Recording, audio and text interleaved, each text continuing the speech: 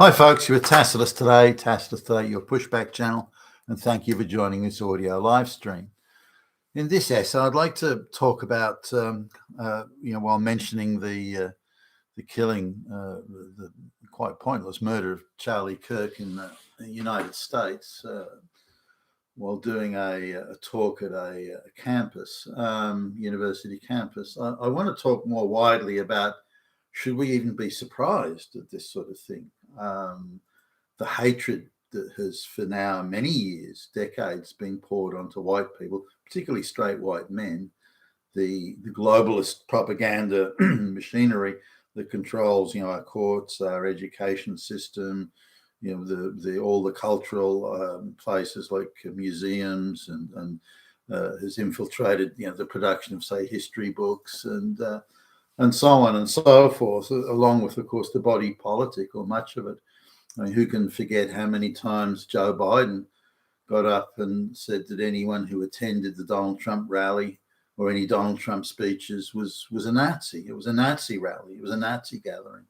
How many times have prominent mainstream media characters got on the news and said that anyone that voted for Donald Trump was a Nazi? How many times have we seen advertising campaigns and propaganda campaigns that say, you've got to punch a Nazi, that sort of openly advocated, extreme levels of hostility and violence towards Nazis, these omnipresent Nazis that are just everywhere. and we're seeing this in Australia at the moment, the recent marches against not migration, but mass migration. All the senior politicians, or certainly most of them, and definitely the ones on the left, the pro-globalist ones, just to constantly refer to anyone who opposes mass migration is a Nazi, and that's it. We can see the same in Britain. Anyone that says it's okay to be white can be arrested and thrown in prison for a couple of years. Anyone that opposes the illegal, the mass illegal migration to Britain at the moment can be thrown in prison. So we're looking at a system all across the Western world, any country that's being subject to forced mass migration without the consent of the people, that there is a withering, ongoing hatred that's being poured onto white people, particularly straight white males, and again another layer if they're Christian. So it's hardly surprising, given the constant barrage of propaganda. White people are truly evil.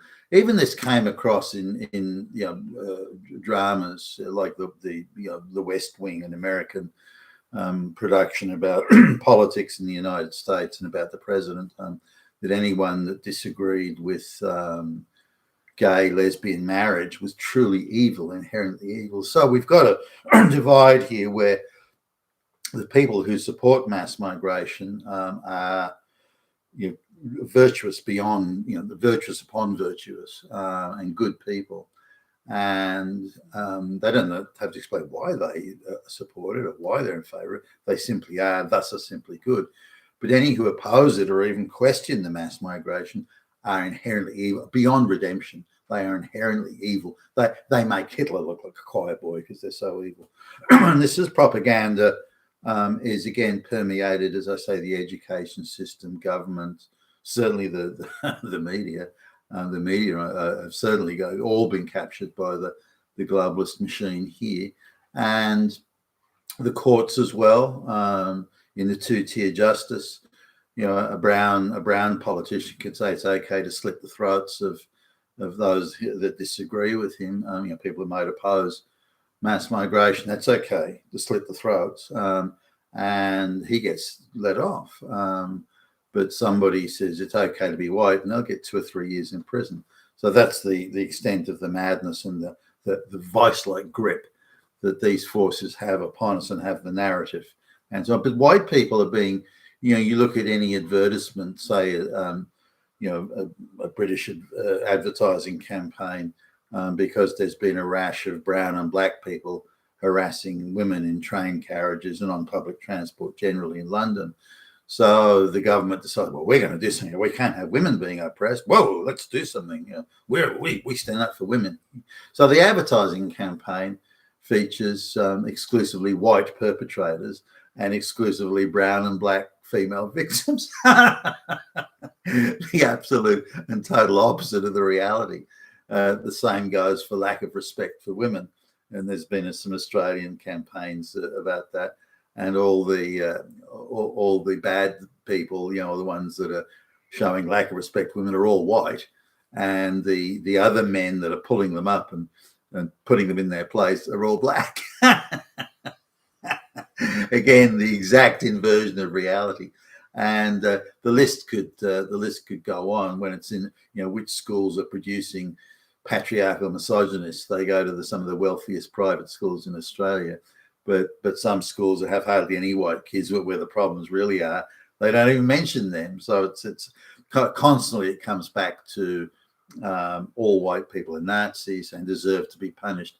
So much so that the idea is that if you're straight white, particularly male, you shouldn't really have any legal rights. You're so Nazi that you shouldn't have legal rights at all.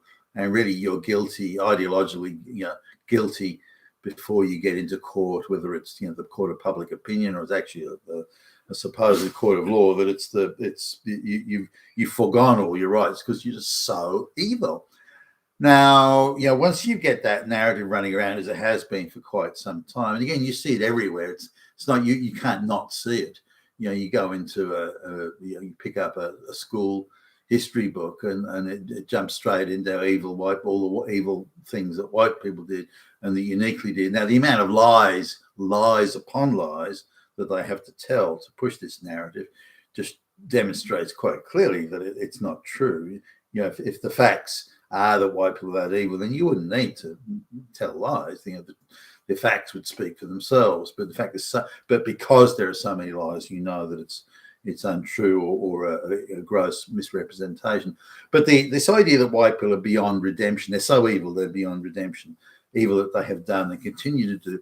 Also, the Marxist narrative, where if you're a minority group and you come from a dirt poor shithole country where the average IQ is 70, why is your country so poor? Those white people did it. They stole everything. Now, if you look at all the major sources of mass migration today, the Indian subcontinent, Africa, and so on, these people are all heavily primed with propaganda that the reason they're poor and they don't have the waterfront they don't have all the consumer goods of the white countries is because the white people stole everything from them. The Indians in particular subscribe to this one, but as do many Africans. So they already come with a level of hostility that, you're a Nazi and you stole everything from me. You stole everything. And if you won't share what you have with me now, I come to your country, you now are obligated to share everything you have with me. If you don't, I will kill you. And this is not something that's just a belief or a view that's held by one or two people. The Indians may say, look, we'll steal everything from you, we'll scam you and cheat you, and that sort of thing. The Indians may take that view. The Africans, where have got less self-control, it's okay to kill you. But there's also a lot of white people that have succumbed to this. I'm virtuous because I support black lesbian mass migration, but that guy down the road doesn't. If he doesn't support it, that means that he's a fascist. If he's fascist, it means he's a Nazi. If he's a Nazi, it means he's Hitler. And then I'm obligated to kill someone who's Hitler. That's it. Now, I just wanted to sort of cover the media or mention the media coverage of Charlie Kirk. This is going back years. This is not recent. And the leftists doing the Guardian, that sort of thing. They present Charlie Kirk as an effective Nazi who makes inflammatory comments about race and transgender and so on. He's clearly a very, very evil person. And if you extend that sort of argument, that discussion sort of along its sort of natural trajectory, that if you're depicting someone as that evil, beyond evil, evil upon evil, if you're depicting someone as that unfairly and unreasonably, not by facts, but makes inflammatory comments and makes hugely racist this and and incites violence against people of color, none of which is true, certainly by my assessment. That means that when you cover and present people in that way, with that extreme level of coverage, you've already pushed that person over the line to say, well, if they're that evil, just by what you say they say or might believe, you've got no facts or proof or that they did this, or that you've got nothing like that, then you've already pushed them to a point where, as in your presentation of them, pushed them to a point where they don't deserve to live.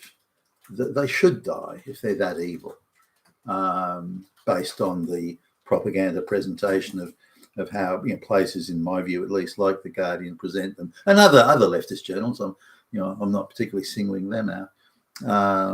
Now they do that to neutralise Charlie Kirk's message. You know, his message is getting traction, has resonance, and this sort of thing. So they condemn him purely to neutralise his message. He's Hitler. He's double Hitler, triple Hitler, quadruple Hitler.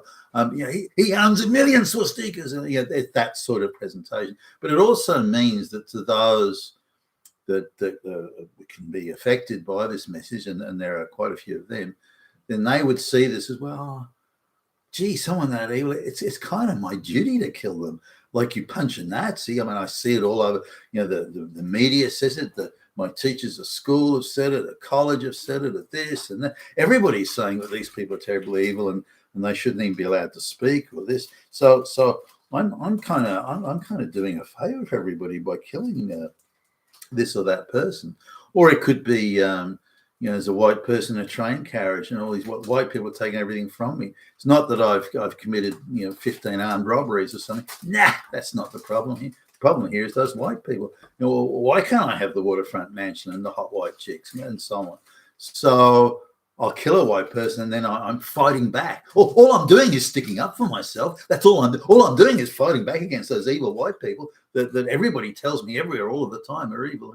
So this is a natural process. This is a natural, you know, an organic process, if you will, that when you tell this many, you know, lies, you this many misrepresentations about, you know, all white people are evil and this and that, they're all Hitler and Nazi, which is a very controlled, very well-funded propaganda machine narrative, then the natural outcome is what we're seeing now. You know, murders of the young white woman on the train in I think it was North Carolina, and then the shooting or now the murder of Charlie Kirk. We shouldn't be surprised. This is state-condoned, the state controlled by the globalist cabal. This is state-condoned at all levels, and it's only been recently, since the election of President Trump and his team, that we're even seeing any pushback here. But look how the media, in unison, in absolute perfect harmonious unison, decided not to cover the murder of the young white woman murdered by the black guy. How the media just did a blackout on it. It just didn't. Now, you can't have so many media outlets all deciding simultaneously on the same day to not cover a story that obviously is of national importance here, yet they all decided not to cover it or make mention of it. When they did start to make mention of it, they tried to obscure races and this, so that it wasn't a white girl, it was just a crazy man, you know, stabbed a woman. When they sort of kind of had to, particularly Elon Musk's ex, you know, putting out more news, then they kind of had to be dragged along into that. So then they tried to say, well, hey, look, it was just some crazy guy. I mean, you know, he just, that's all it was, just some crazy guy. Hey, nothing to see here. And then they had to admit that later on he was gloating about killing a white girl and so on. So this shows you, illustrates us how controlled that media narrative is and how much it is directed to constantly pouring a withering hatred upon white people. And until we stop that, or hey, if white people are evil, you've got the facts to back it up. But you have to create this crazed, insane narrative to do it. Then you're effectively, in turn, down the track, condoning the murder of many white people, and the white societies will be forced into states of virtual anarchy, if we're not already heading there now. You've been with Tacitus today, your Pushback channel. Thank you for listening.